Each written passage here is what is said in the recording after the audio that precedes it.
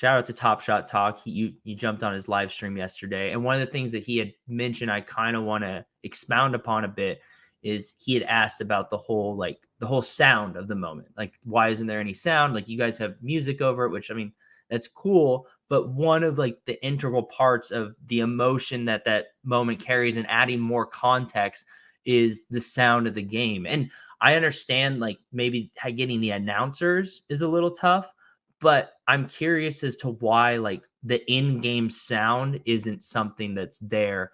I'm assuming it's something you guys are exploring, but yeah, any like insight to that would be great.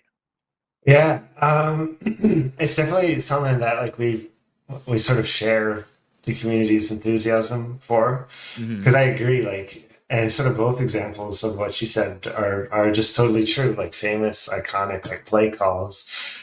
I mean, it can just add so much to the nostalgia factor of plays that we remember watching. I need a boom. There goes the dynamite. Like to the man. Yeah. Oh yeah, love it. It's huge. So yeah, I think everybody, even internally, we're like, yeah, that would actually be pretty awesome. And I think like in stadium sounds, like I could just listen to in stadium sounds.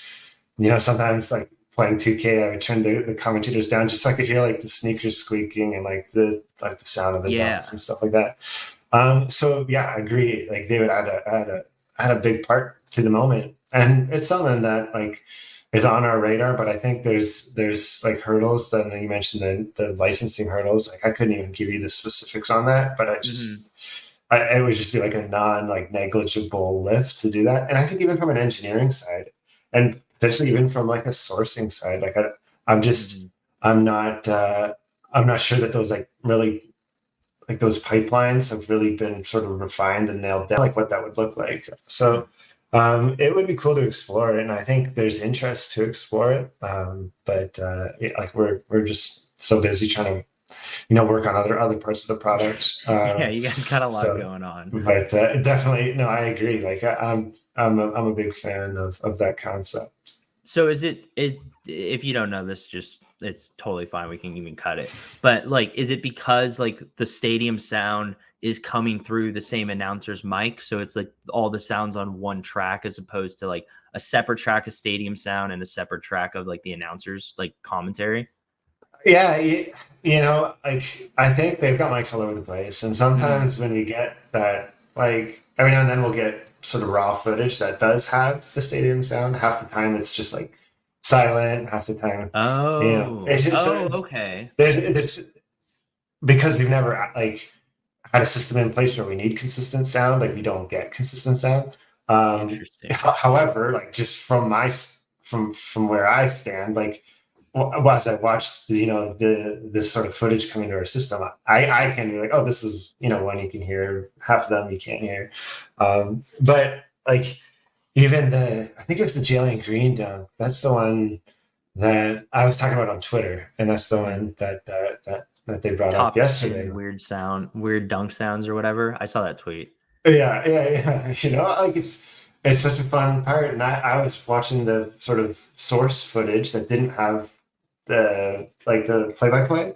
It was just the court sounds, and like don't quote me on this, but like I think they've got like mics like on each backboard or at least on each net. So as like the play moves from one end of the court, you can kind of hear the squeaks, and then they kind of get a bit quieter as they're like crossing like half court. They're farthest from the mics, but then it picks up, as they go down the other end, and that dunk was just incredible. So.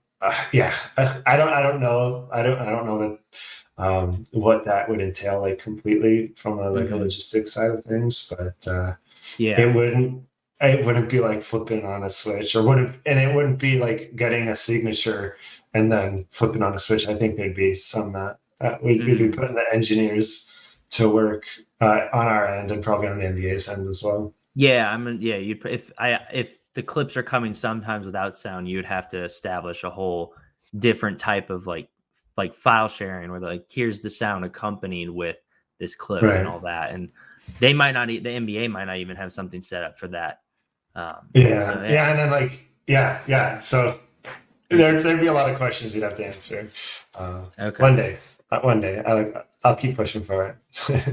Yeah. Because I mean, for me, like when you watch stuff on YouTube, like there's certain moments that give you like goosebumps, and it's because like the sound plays such a big part in that. Like, I mean, I'm probably one of the biggest diehard Kobe fans you'll ever meet, and like listening to the sounds of like when Kobe like baptized Dwight Howard, or like shot from behind the backboard over Harden, or like things like where people just like did not think this was possible. Like when he put up 81 points and just how electric the sound was, or when he put up 60 his last game, like that adds so much to it, you know? Like, Yeah. I mean, I know people have talked about like people's reactions and stuff like that. And those are all like things I'm sure you guys will eventually get to. But yeah, sound for me seems like the obvious like next like evolution of a moment. Yeah. And I mean, props to you in terms of helping evolve the moment already, because I've been talking to several people, and one of the things I've been saying is like, look, the S3 moments, like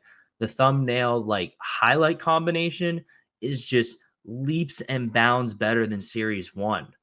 Like the thumbnails that you're putting out are all like so sick. Like night and day difference between the most of the S1 thumbnails are super boring. And then just like the fact that like the angles you're considering, like the slow-mo like that's thrown in, like on the Blake Griffin one that you guys just announced, like the slow-mo of him like looking to pass and then turning and shooting, like it's just beautiful. Like it's so great. I love to hear you say that, because it's like, yeah, we're just kind of looking for any possible thing we can do to make it a better experience. Like I give major props to the NBA like team that we work with. Like Mhm. the more like I meet with the NBA every day, and we're constantly like just kind of evolving the relationship. Like now they kind of know like exactly what we're looking for, and Mhm. and I'm sort of really refining what it is that we're looking for as well. And they've been just a great, partner in that respect. And so I love it. Like they know the things that I just go crazy for. Like when you get a slow mo to show like the complicated part of the play. I love to start the play in the broadcast angle to help the user sort of orient themselves to what they're about to watch. And then you start hitting them with the, closer angles. Yeah. They know I love my player reactions like almost to a fault.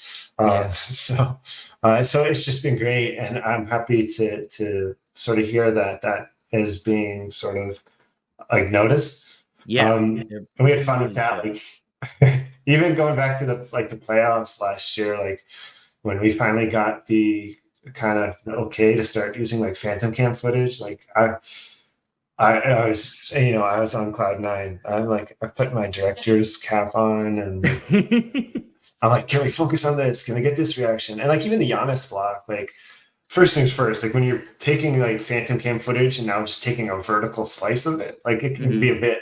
That's a phantom cam wasn't designed for our vertical format, so we kind of had to get creative in some spots and had to make some decisions. And the one that I love, that I'm happy that we kind of really like specifically like pushed on and prioritized Mhm. was sticking the camera on Giannis like as long as possible for the block Mm. on like the when he blocked the alley on Ayton. Yeah. I'm like, because at first we're like following the ball and we're like, it doesn't really like do it. And I'm like, I want to see Giannis. I want to see the moment like that he realizes it's there. Like the moment he realizes he and like only he on this planet can go and Yeah. stop it. Like, it was awesome to be able to work in that way, Yeah. and to really, we're coming into our own. Like the vertical format is a unique beast, and there's benefits to it, and there's like hurdles we have to figure out Mhm. to that. And I feel like we're bit by bit getting better and better, and hopefully can continue to get better and better. And the Yeah. thumbnails, I love the thumbnails. Like Dude, they're like so good. as far as I'm concerned, like when you watch the video, like the video is the highlight. Mhm. Like we have a word for that. It's a highlight. But a moment is everything.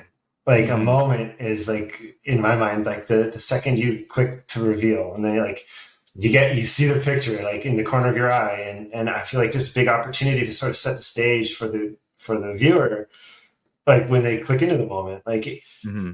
without audio, sometimes it's tough to necessarily convey that, the mid-range jump shot you're about to see, like, it's epic because of the context of that you might not see immediately because it's not flashy.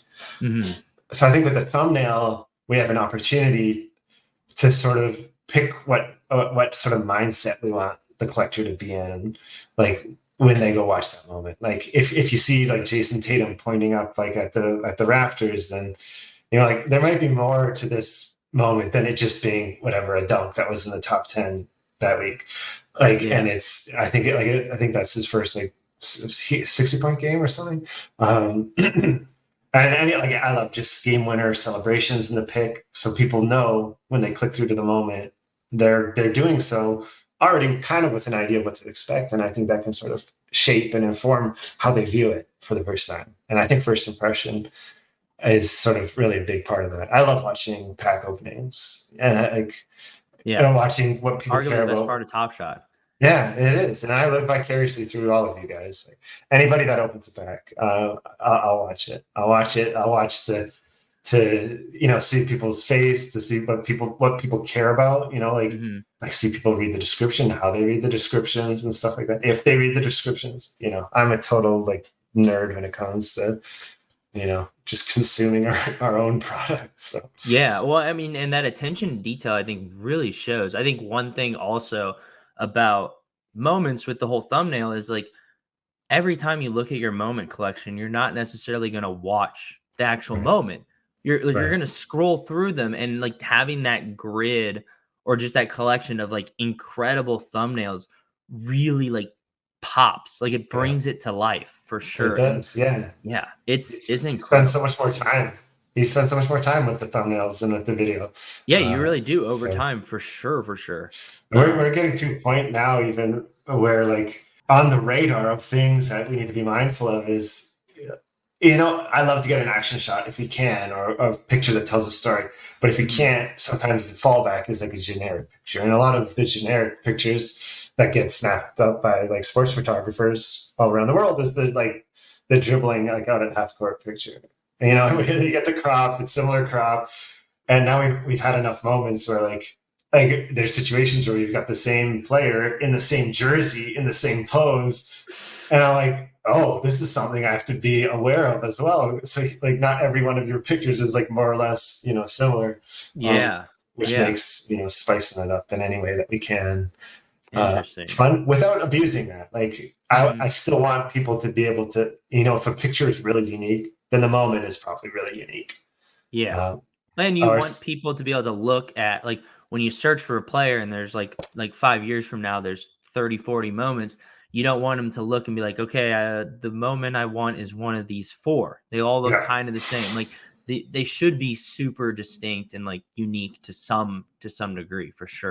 yeah, So, once again, that's good to know that you guys are being so detail oriented with that, cuz I think one of the interesting things is I know when the market's not popping off, people freak out and like start to get upset about stuff. And I think one thing that's you have to remind people is like you guys are doing things that have never been done before. Like there's no blueprint for you to follow. You're making it as you go. And so to know that you guys are paying attention to these details like does matter a lot because like right now it really has no consequence, but 4 or 5 years from now like that could be a really big problem. One of the series 3 moments that I was a little bummed doesn't have the action thumbnail is the Jordan Nwora block on Kevin Durant.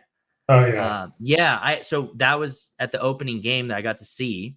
And I actually have I should have sent it to you. I have from the suite like a video of it on my phone, and it's nice. vertical too, so it fits already. I love it. Yeah.